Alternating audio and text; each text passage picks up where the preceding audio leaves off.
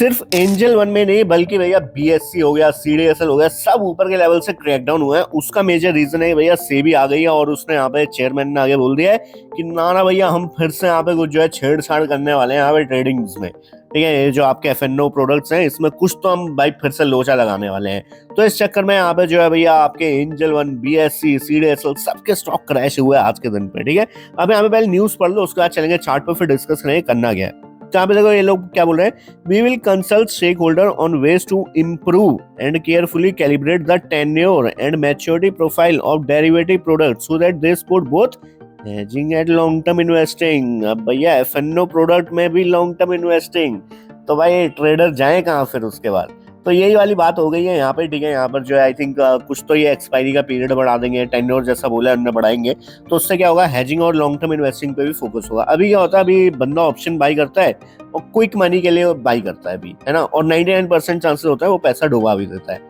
ठीक है, और अब इसी को प्रोटेक्ट करने के लिए यहाँ पे सेबी आई है और उसने बोला भैया हम लोग या तो टेन्योर ही बढ़ा देंगे, ठीक है, जिससे आप लॉन्ग टर्म भी इसको ले जा सकते हैं। एफएनओ प्रोडक्ट्स की यहाँ पे बात हो रही है। ठीक है, तो अब ऑब्वियसली ये होगा तो भैया ट्रेडिंग वॉल्यूम में डिक्रीज होगा। ठीक है, और जो जुआरी लोग हैं हमारे ऑप्शन ट्रेडिंग वाले, उन्हीं से धंधा चल रहा है बीएससी का, तो वो लोग थोड़े कम हो जाएंगे क्योंकि उन लोग को फिर लंबा नहीं होल्ड करना है, पैसा भी शायद ज्यादा लगे उस समय। फिर ऑप्शन सेलिंग में लाख लाख रुपए लगता है, ऑप्शन बाइंग आपकी 5,000 10,000 में भी हो जाती है। हो सकता है कल को प्राइसेस बढ़ जाए उस चीज के, ठीक है, क्योंकि आपकी जो है लंबा पीरियड के लिए बन जाएगा वो प्रोडक्ट। तो ट्रेडिंग वॉल्यूम अगर डिक्रीज हुए, अब ये हमारा एंजल वन, बीएससी इन सबका धंधा तो ट्रेडिंग वॉल्यूम पे ही, एफएनओ के ट्रेडिंग वॉल्यूम पे, तो ऑब्वियसली यहाँ पे जो रिजल्ट्स पे डेंट आएगा और इनका शेयर भी क्रैश होगा। ठीक है, अब एंजल वन के शेयर पे चलते हैं। तो एंजल वन के चार्ट पे अपन आ चुके हैं एंड यहाँ पे प्रॉपर डाउन ट्रेंड में चल रहा है स्टॉक। ठीक है, यहाँ पर आप चेक कर सकते हैं, ऊपर का जोन यहाँ पे तोड़ नहीं पा रहा है और आज के दिन तो 200 SMA को भी इसने तोड़ दिया है। ठीक है, और आज जो है 5.6% नेगेटिव है।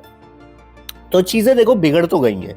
ये वीडियो को फटाफट से लाइक कर दो, चैनल को दो सब्सक्राइब, ऐसा जेन्युइन कंटेंट कहीं और देखने को मिलेगा नहीं, तो प्लीज लाइक और सब्सक्राइब दोनों करके जाइएगा। ठीक है, अब देखो यहाँ पे अगर आप है शॉर्ट टर्म ट्रेडर, ठीक है, तो पहले उनका डिस्कस कर लेते हैं, फिर उनका डिस्कस कर लेते हैं जो ऊपर के लेवल में फंस गए या फिर लॉन्ग टर्म के लिए, तो उनको क्या करना है। तो सबसे पहले भैया शॉर्ट टर्म है तो 2500 आपके लिए मेजर यहाँ पर लेवल है। ठीक है, 2500 का लेवल अगर टूटता है तो पॉसिबल है यहाँ पे और बड़ा आपको डंप देखने को मिल सकता है। ठीक है, तो आप अपना जो है 2500 के आसपास अपना एसएल मेंटेन करिए, 10-20 पॉइंट और नीचे।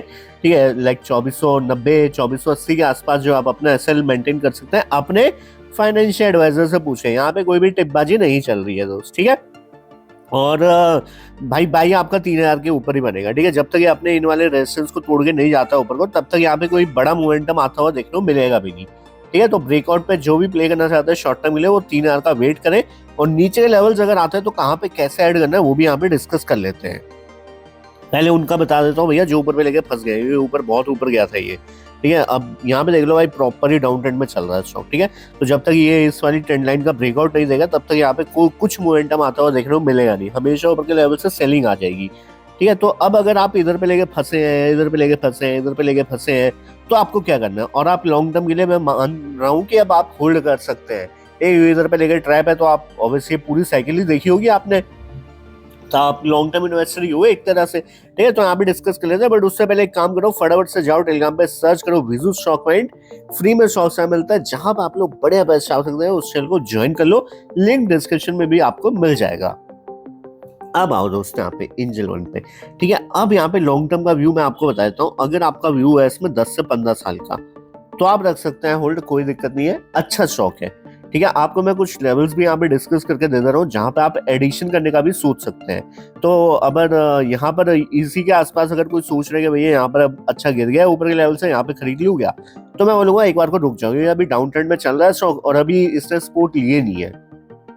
ठीक है, तो अगर इसके आसपास आपको मिलता है, ठीक है, तो ये एक अच्छा लेवल हो जाएगा। 2270 ये लेवल है, तो 2300 आप मान लो मोटा मोटा, 2300 के आसपास आप अपनी फर्स्ट एंट्री का प्लान यहाँ पे कर सकते हैं। सेकंड एंट्री का प्लान कर सकते हैं आप इधर 1955 के आसपास। ठीक है, 1955 1950। ठीक है, एग्जैक्ट लेवल अब नहीं आएंगे भाई, एग्जैक्ट लेवल नहीं आएंगे, मतलब मोटा मोटा 2000 के आसपास। ठीक है, और थर्ड लेवल यहाँ पे जो रह सकता है वो रह सकता है आपका 1600 के आसपास। ठीक है, तो मैंने 3 लेवल आपको डिस्कस कर दिए। ठीक है, इसके आसपास अगर स्टॉक कभी आता है तो आप लॉन्ग टर्म के लिए एंट्रीज ले सकते हैं, लेवल्स के आसपास एवरेज भी कर सकते हैं अपने फाइनेंशियल एडवाइजर से पूछ के। मेरी बात मत सुनिएगा, ठीक है।